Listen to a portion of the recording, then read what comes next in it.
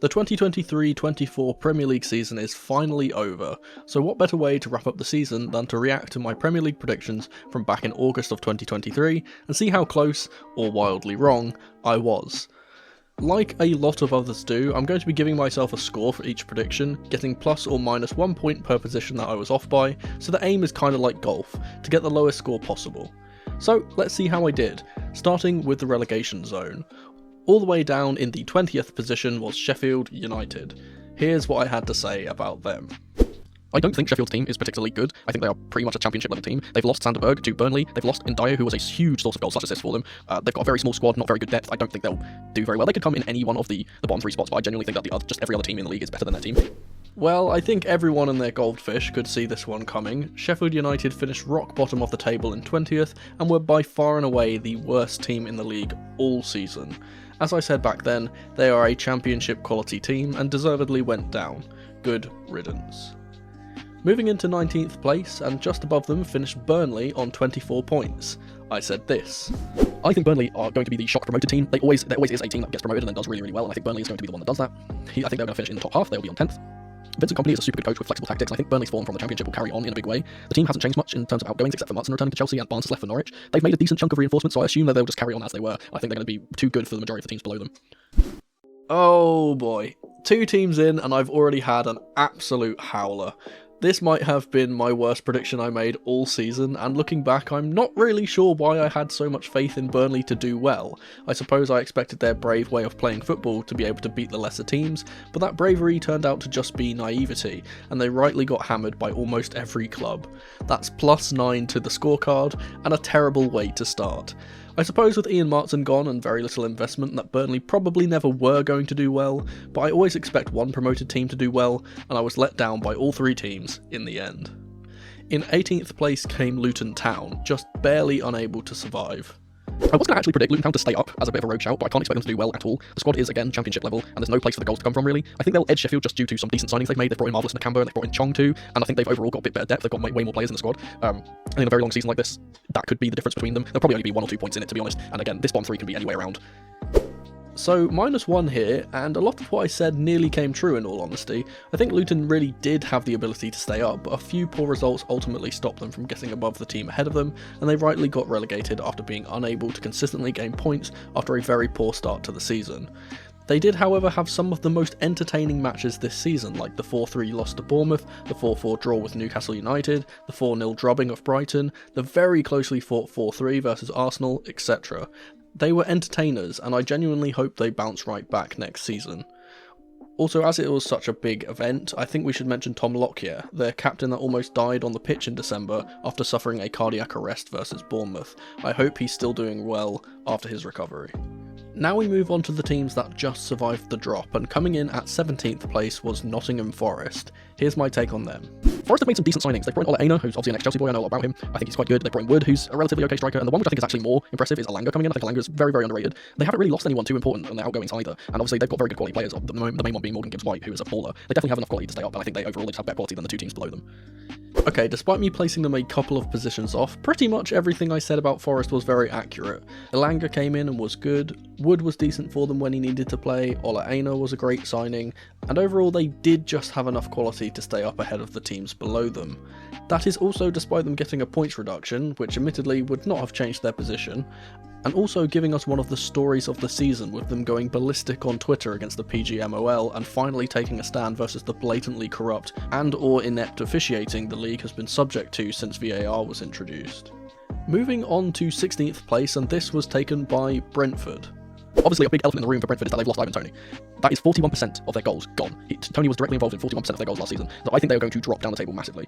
They've also just lost Raya too, who was a massive reason why they were doing so well. His save percentage is one of the best in the leagues. The one thing they've brought in Collins, as I said, from Wolves. He's a decent addition to replace Janssen, who's just gone out. Their forward play in general is quite good with Mbomo, etc. So I think they'll have enough in them to stay up. I don't think they'll get relegated, but I do not think they're going to be as good as they were, and they're going to drop a lot of places. I got this absolutely spot on. Mystic mono strikes sometimes, and this is one of those times. The lack of a goal scorer really stopped Brentford from getting any higher in the table, and they plummeted from the previous season. A lot of their drop points this season were from games where there was only one goal in it, and with a more clinical finisher they could have gained a lot more points. That being said, their attacking play was largely pretty good, and in the games where they did get it right, they ran riot and scored loads of goals. I think Thomas Frank is likely to be picked up by a bigger club soon too, with him securing yet another year of Premier League football for the Bees. In 15th place came the blue side of Merseyside, Everton. They haven't strengthened at all apart from Dan Juma and Young, which aren't the greatest additions, and they scraped past relegation last season. Admittedly, they were kind of impacted by having Frank Lampard as their manager, who is just awful as a manager, and Dyche will be better, but I don't think he'll be that much better. Dyche is a relatively negative manager, and he'll basically aim for 40 points, and I think that will be a struggle for them with the quality that they have in the squad is just not good enough. But he will likely keep them up, that's what he's there for. I think other teams just above them just had a tiny bit more quality in the squads overall. So I got Everton and Forest switched around, and ironically these were the two clubs handed a points reduction this season. Everton survived the drop like I expected them to, with Dyche able to steady the ship after a rocky season under Frank Lampard. But they did do a bit better than I personally foresaw them doing, ending up on that exact marker of 40 points like I pointed out. I think the major success story from their season was of young Jared Branthwaite, who was a major reason that they survived, with Everton conceding the 4th least amount of goals in the league, with Pickford being the runner-up for the Golden Glove, despite being down so far in the table, and that's with Chelsea battering them 6-0 at the end of the season. A very good platform for Everton to build off of for next season. Up next is 14th place, and this was a spot taken by Wolverhampton Wanderers. This might sound like a surprise to see Wolves go down, but they have struggled to score goals. They have not really strengthened at all. They've bought in Cunha permanently, but he was on loan there last season, so that doesn't really change the team. They've lost Ruben Neves, which is a huge loss for them, and his replacement is unproven. I think they've brought in Traore. They've also lost Collins, and they haven't replaced him either. I can only see them going down and down and down, and with them not being able to score, goals win games. That's what you need to do to stay up, and I just don't think they're going to be able to do it in comparison to the other teams that I've put above them. So yeah, another horror prediction from me. A lot of what I said was true, but just didn't impact them as badly as I expected. They did find it hard to score goals this season, having the 5th worst goal scoring record in the league with 50 goals, with them behind the relegated Luton too. They didn't particularly have the greatest defensive record either, boasting the 6th most amount conceded. They just managed to get results for the majority of the season, even against good teams like beating City, beating Chelsea home and away, and beating Spurs home and away. They also got to the quarterfinals of the FA Cup, so I think they'll consider this a successful season under Gary O'Neill. Moving into 13th place, and we have our close neighbours, Fulham.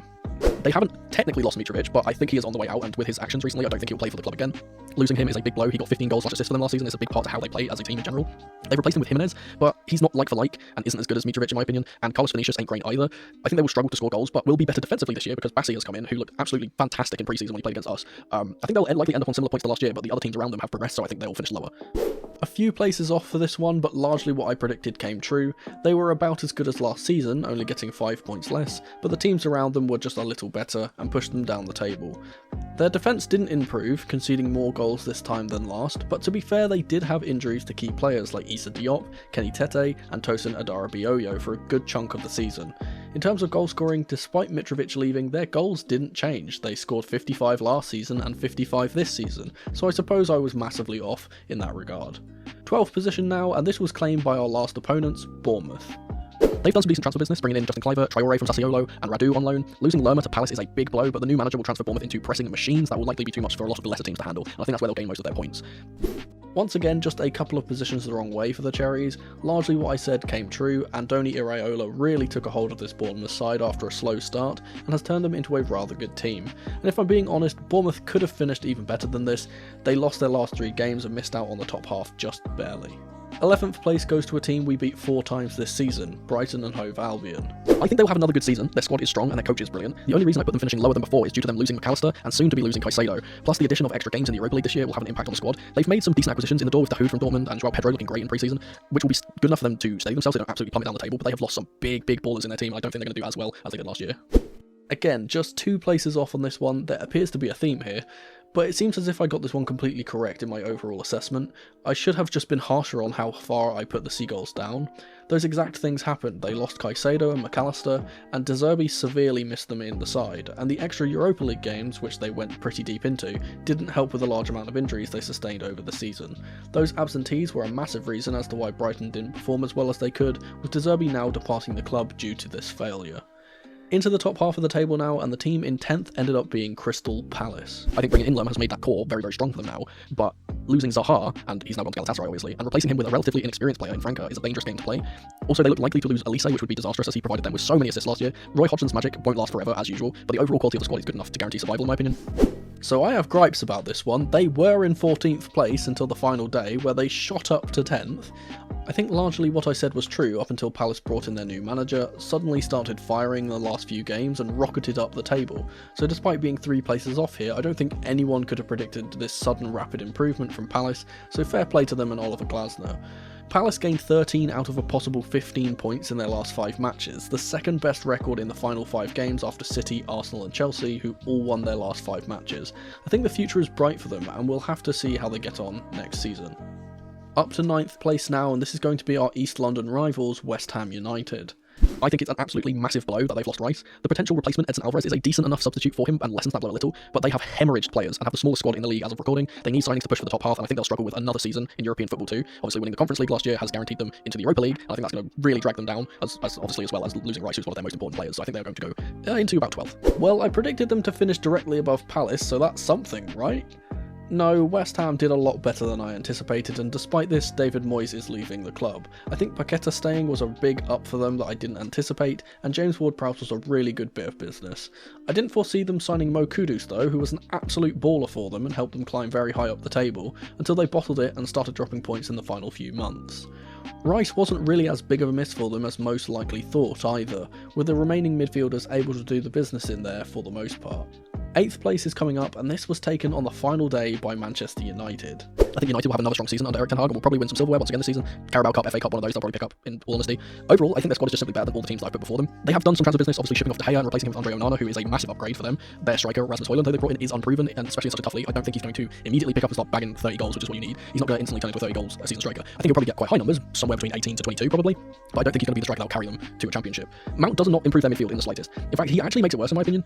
He's not an upgrade on Bruno or Eriksen as an attacking mid. He's not much better than Fred as a box-to-box mid either. I genuinely think that if Ten Hag wants to have a successful season, he should use Mount sparingly, because his strongest midfield trio is still Casemiro, Fred, and Bruno/Eriksen. And soon enough, I think United fans will be singing from the same hymn sheet with him, especially considering how bad his performances in pre-season have been.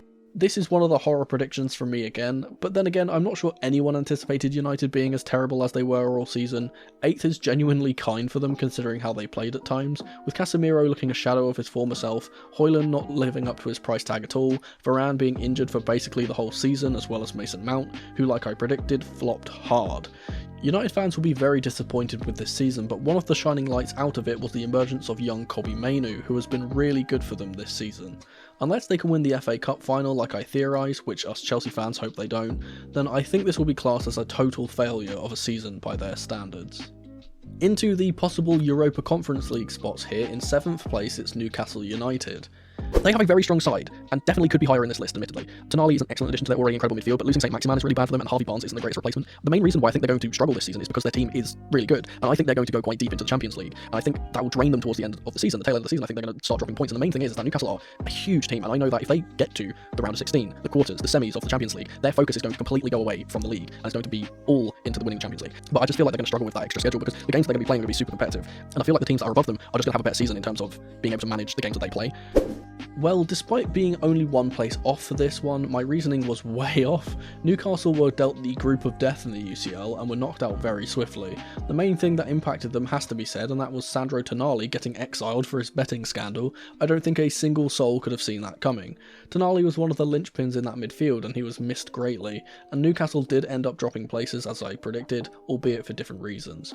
Moving on to guaranteed European spots now, and it's 6th place, our beloved Chelsea. Maybe I'm being a bit generous to us, and I could see us go into the Europa League spots. I think most people would predict us to go into the Premier League spots. And call me biased, call me whatever you want. I have so much faith in this Chelsea team after watching them in pre-season. If we do secure Caicedo's signature, I think we can comfortably compete for top 4 because he's such a big signing for us. We have no European football because we finished in 12th last year, so the squad will be fit every single week and will lessen the amount of injuries we usually get. We have struggled in the last 2-3 seasons with just injuries after injuries. I think that's the reason why we've been underperforming so well. Obviously, Pochettino's come in and he's completely transformed this team. The one reason that I don't put us higher than 4th, and I think 4th is genuinely the maximum we could get, and that's why I put us here because I like to back my own team. 4th is the maximum I think we can get in terms of our potential. And part of the reason for that is the fact that our main signing, who I was excited about and thought would drag us up the team, has just been injured for multiple months, and that's Christopher Nkunku. But yeah, we've been electric in pre-season, going completely undefeated, winning the summer series and looking hungry. Poch has got this young team super motivated, and we kind of seem like that Spurs team that he put together that went on to the Champions League final that year. Unfortunately, the teams ahead of us just have more overall quality in the squad, in my opinion, and will pretty comfortably go ahead of us. Now, I'm not going to go on too much about Chelsea as I'll do a separate season review video for us a little bit later, but we've achieved what I genuinely expected if City win the FA Cup, a spot in the Europa League. I thought it would be way more comfortable, and that's why I pushed us up higher than that in my prediction, as I didn't anticipate this mind-bogglingly up and down season. Like Crystal Palace, we shot up the league table in the last few months, with us going 5 for 5 in the final stretch of the league. Cole Palmer was crowned the Premier League Young Player of the Season and was largely to thank for deadlifting this team into the place we eventually ended up, gaining more goal contributions than any other player in the league. Up to 5th place now, and it's for our rivals that we beat home and away this season, Tottenham Hotspur. I'm just super convinced about this Kane-Maddison combo. I think it's going to be a nightmare for so many defences all season, especially from Deadpool scenarios. If Kane leaves, because there is rumours that he's leaving to Bayern, I could see them plummet like 4, maybe 5 places down and even finish mid-table, because that's how important I think he is to them. They also don't have Europe, because they didn't finish in a European place last season, so they'll be fresh every single week, and the new coach will get the best out of his attackers. We know he can do that. They do have one glaring issue, which is they still need a centre-back. One of their centre-backs is just not good, and I think that's part of the reason why I put them kind of limited to 5th. I don't think they'll push for the Champions League spots, just because, like Liverpool, I don't think their defence is going to be as good. Finally, another one dead on. As I predicted, Spurs finished 5th, but not for the reasons I suggested. Harry Kane did leave, and instead it was the combination of Ange Postecoglou's brand of attacking football, Maddison having a decent season, and the emergence of new stars Mickey van der Ven, Vicario and Destiny Udogie that really helped them to a high place finish. And I think they genuinely could have gotten much higher than this if Ange was just a little less stubborn in his ways. A lot of results didn't go their way simply because he refused to switch up his tactics, a subject I covered when we faced them earlier in the season. We move into the Champions League spots, and a big shock happened here in 4th place as Aston Villa took that first UCL place. One of which is the team I'm going to be putting above them, who once again get into the Europa Conference League, and that's Aston Villa. I think they have made some really good bits of business this summer. Pau Torres, Tielemans and Moussa Diaby all improved them significantly, and they've been flying in pre-season. Now, the difference between them and Newcastle, and the reason why I put them above them, is that I don't think their extra games in the Conference League will affect them as much, because they can afford to rotate in weaker sides for that competition, because it's not the hardest competition in the world. Unai Emery has won the Europa League multiple times, and I think in comparison, the Europa Conference League will just be a complete cakewalk for them, so I don't think he's going to put that much effort into actually trying to progress that far. I think they will probably try and push in the league for Europa, and then go on to win. He'll probably go on to win the Europa League, because he's the specialist at doing that. My assessment of Villa was relatively positive, and I probably should have placed them higher. Hindsight is 2020 though, and I was 3 places off, but most of what I said was well placed. They weren't affected by the Conference League at all, and glided through the majority of that competition until they miraculously got knocked out in the semis by Olympiacos, losing 6-2 on aggregate after Ayoub El Kaabi turned into Prime R9 over the 2 legs. Despite that though, they still managed a brilliant finish, ending up qualifying for the Champions League and not the Europa like I expected. Unai Emery proved why he is an elite level coach this season, and we'll have to see how Villa do in the next one with UCL games to contend with. Into the top 3 we go, and Liverpool are next in line in 3rd. They have made some fantastic signings in Szoboszlai and McAllister, but 2 key losses in the midfield with Fabinho and Captain Henderson leaving, and no immediate replacements as of recording. Obviously they're targeting Lavia, but he's not even a 6, he's not a like-for-like replacement for Fabinho, and that midfield will be extremely suspect defensively. They haven't brought in a left-footed centre-back, so Robertson will have to be doing shifts there, and as I said, that midfield, at the moment it's looking like the 2 in the pivot are going to be Trent Alexander-Arnold and Curtis Jones, which does not inspire very much confidence. But the reason why I put them as high as they are is because they are just going to steamroll the small teams. All of the teams like your Sheffield, your Lutons are going to hold 6, 7, maybe even 8 goals to Liverpool because their attack is insane. I just don't think they're going to be able to compete against the likes of United and City and Arsenal, because those big teams are just going to batter them because they're going to concede loads of goals. Not only that, but they've also got Europa League games to contend with, which I think again that will drain them, and I think that will prevent them from getting higher as the squad is super thin. That lack of depth I think is going to impact them in terms of playing multiple competitions, and I think 6th is relatively good for them in terms of where they're kind of aiming to be. Obviously it's a massive fallout from where they used to be, but obviously they came 5th last season. I don't think dropping to 6th is that bad. 3 places away for this one, and honestly I severely underestimated Liverpool, so hats off to them. Not only getting a 3rd place finish, but beating us in the EFL Cup final and getting a trophy in Jurgen Klopp's final season, they were much better in the league than I thought, with McAllister turning out to be a big boost for them in the middle. Their attack was as good as I expected, but there was a slight drop off for Mohamed Salah, who had his worst goal return since returning to the Premier League, and Trent Alexander-Arnold's usual creative self decided to not show up this season, only managing to get 4 assists in the league in 28 matches. Injuries played a big part in why Liverpool didn't manage to get higher this year, with Joel Matip and Thiago basically out for the entire season, and Robertson and Trent missing large portions too, but this did give the opportunity to one Connor Bradley, who stepped up in his absence and was one of their bright lights from the youth team this season, along with Jarell Quansah. With Klopp leaving and a new era coming with the appointment of Arne Slot, who I've covered before on this channel, we'll have to see how they turn out next season. Into the final 2, and let's talk about the runners-up. 2nd place once again goes to Arsenal. They have made some great signings and one not so great signing, which I'll get onto. Rice, Raya and Timber coming in are great bits of business and significantly improve them in their respective positions. On the other hand, they did the exact same thing that United did and bought one of Chelsea's worst performing players, Kai Havertz, for an insanely high price, who again just isn't an improvement on Granit Xhaka in left centre mid, isn't an improvement on Ødegaard at cam, and certainly isn't a better striker than Jesus and Nketiah or hell even Balogun. That being said, I don't think that will make much of a difference to their form. They're still going to have a fantastic season and finish high because overall their squad is just incredible and the depth they have within it is quite ludicrous. I put City ahead of them for one reason: Champions League. It has been ages since Arsenal have competed in the UCL, And I think, like Newcastle, they're going to want to go far in that tournament. That will surely impact their league form. They aren't used to playing high-intensity UCL games in between Premier League match days, whereas their title rivals are used to it because they've been doing it for years now. And I think that's the main reason why I don't predict them to win. Like, for player like for like, I think Arsenal's team definitely has the tools to win the league. I just do not think that with their busy schedule that they're going to be able to do it. Yep, got this one dead on. Better than the entire pack, but there was no chance they were ever beating City to the title in truth. The team is certainly stronger, and Arteta will hope to do better next year after another disappointing trophyless season, getting booted out of the UCL in the quarters, the FA Cup in the third round, and the EFL Cup in the round of 16 as well.